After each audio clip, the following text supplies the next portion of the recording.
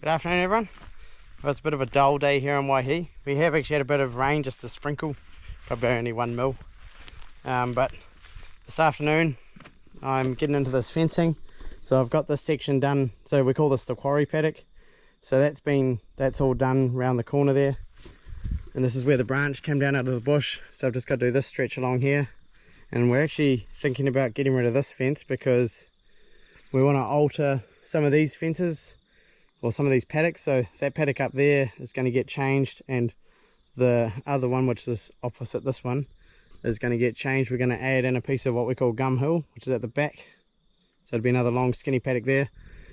So it's good for break feeding, long skinny paddock. So we figured that by the time we take out this track that runs through here, and the quarry and the drain, it's down to about, because it's 1.2 hectares this paddock, and it's 1.7 this one, and the ideal size is around 2. So by the time you take out those few areas, you're probably getting down to nearly 2. It'll be probably like 2.2, 2.3. So yeah, that's the plan with this area. And you can see the willow weed, just there's so much willow weed this year right through here. You imagine it, it could nearly be half the paddock is willow weed.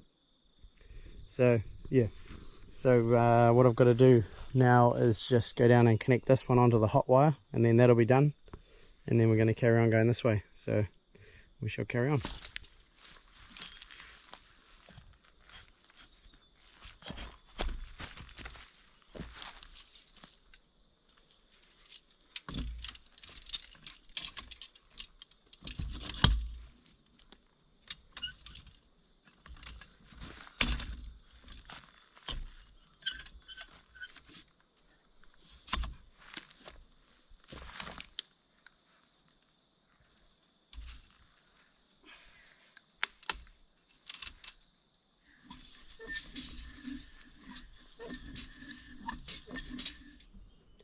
Right, so I'm at the very end of the fence now. I've already started coming down.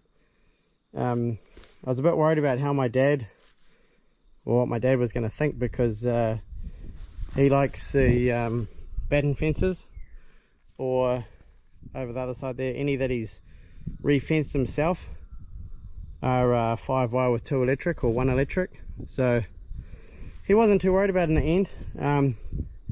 He just said, well, you can't put the calves in this paddock.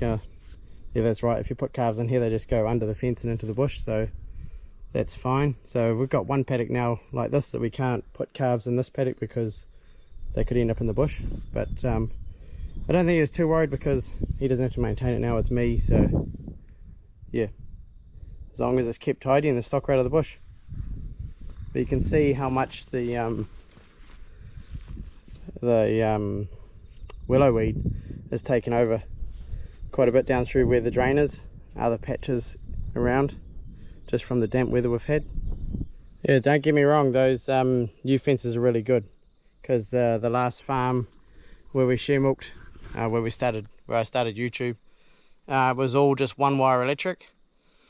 So we had to put up, we had to do paddocks around the cow shed, or just our big flat paddocks with 2 wires so that we could put calves there.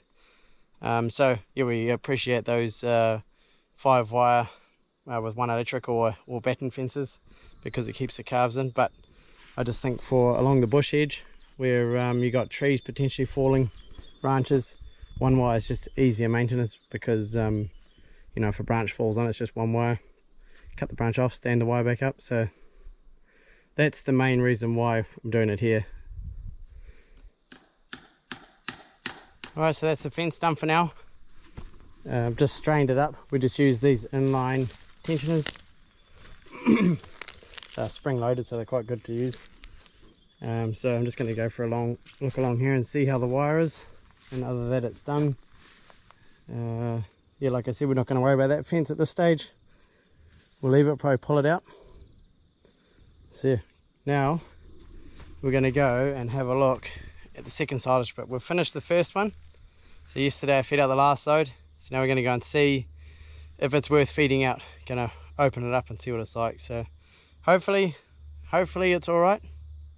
We'll go and check it out.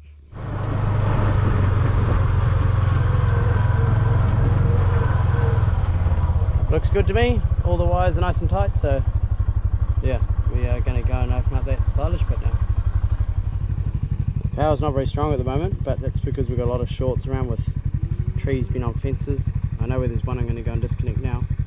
So we're going to turn that back on so that supplies power over here. It's gone up. It's gone up 1.1, so just going to go and disconnect one fence now, and we'll see if it makes a difference. So this fence here has got the gum tree on it, goes across here, 0.8, so we'll disconnect that and see if it changes.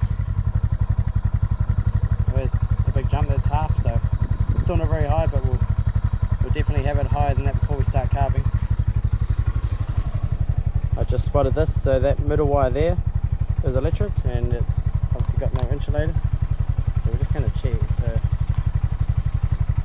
there's 0.9 with it on there. We pull it off, it goes up to 4.4, so that needs fixing and we'll have better power. Just that little one, but what it is that Waratah is earthed out, well, you know, driven into the ground, so it's getting very good contact, so all those wires as well, so we'll get that sorted soon. So I've got an audience today. Cows are right there.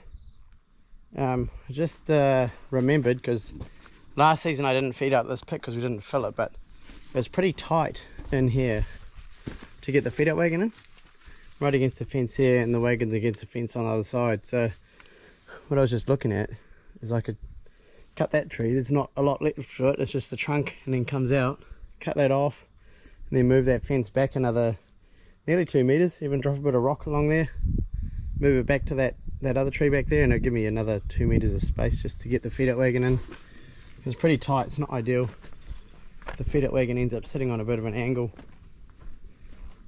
you know, to load into, so it'd be nice if it was a bit squarer. So I'm going to uncover the stack and we'll see what it's like. So for those of you that have been watching for a while, you'll remember this silage got put in and it got wet at the end. So if you look back in the videos, I think it's called second pit of silage. We didn't beat the rain, something like that. So yeah, we're going to uncover it and we're going to see what it's like. Hopefully it's alright. One thing I did notice, and I have pointed out before, is it's dropped a lot. That was nearly up to the top, up to that bank up there, nearly up to that bank, and it's dropped down, so it'd be nearly half a meter of it sunk down, so it shows there was a lot of moisture in it. So we will just see how it is.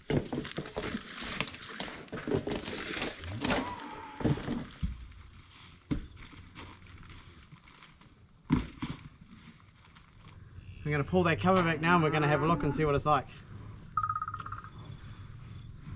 once I take this call.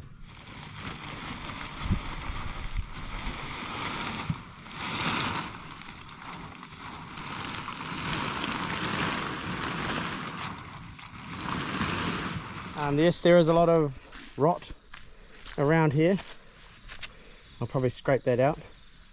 And there's a bit of white mold on the surface, but we'll see what it's like underneath. I just picked this piece out, and it actually smells alright. It smells pretty good. It's definitely more, I don't know, how far has this white mold gone in? It's down a little way, not too far. So I may just take the top off it and see what it's like. Still want to use it. It'd probably be a real good summer feed if we were dry, because the cows would like it, but I suspect they might leave a bit behind because grass tastes a bit better than this. So yeah, we're going to get into it and we'll see what it's like. Hopefully it gets a bit better as the further we go back, because potentially the rot and stuff around here has been working its way up. So yeah, we'll probably just feed out a little bit this time, because we don't want the cows to get a shock from something so different. We'll just see how we go. Otherwise I'm not sure what we'll do, but we'll have a look and see.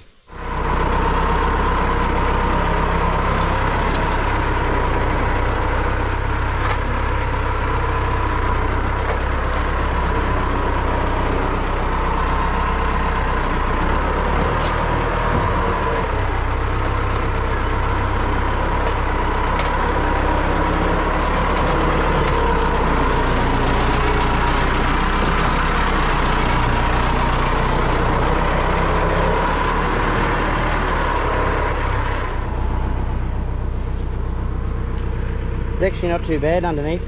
It's definitely moist, but it just smells a bit more, almost like pickled, almost just more fermented.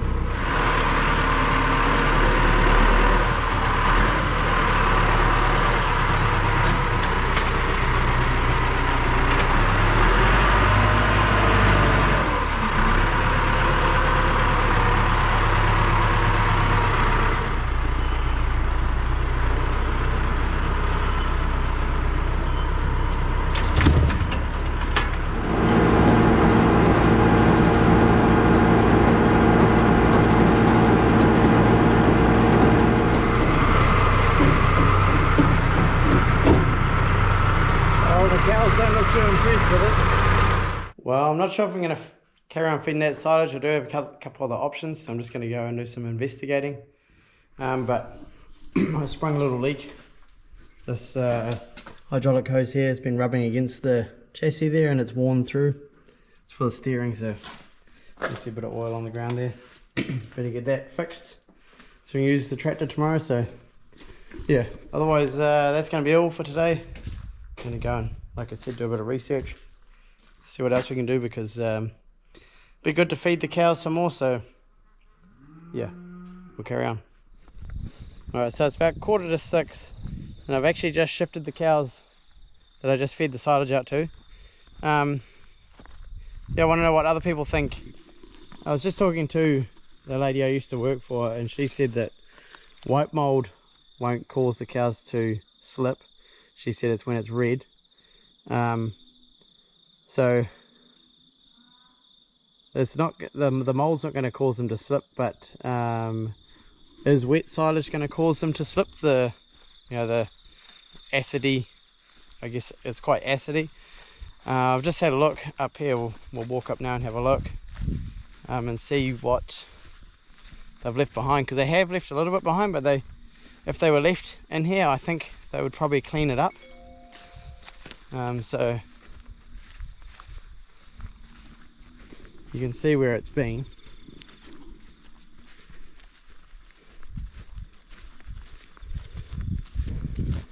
So there's a little bit left over. So you can see it all the way down there. So no, I just shifted them off because someone had said to me that they could abort from the acid, whatever acid is created from fermenting silage. It's almost like it's been pickled. So yeah, don't know, what do you think? Let me know. One of the great things about YouTube, it's almost like a discussion group. People can put their opinions or whatever on there. So yeah, let me know what you think, whether I should keep feeding it. It's a tough one. If it's alright to, if the cows aren't going to abort off, then I could actually cover it back up also and feed it to dry cows. They'll probably eat it because they're on a tighter rotation, so they generally eat whatever's in front of them. So yeah, let me know what you think. But otherwise, that's definitely going to be the end of the video. I'm going home now. So yeah, let me know what you think. Otherwise, thanks for watching, and we'll catch you somewhere else on the farm. See ya.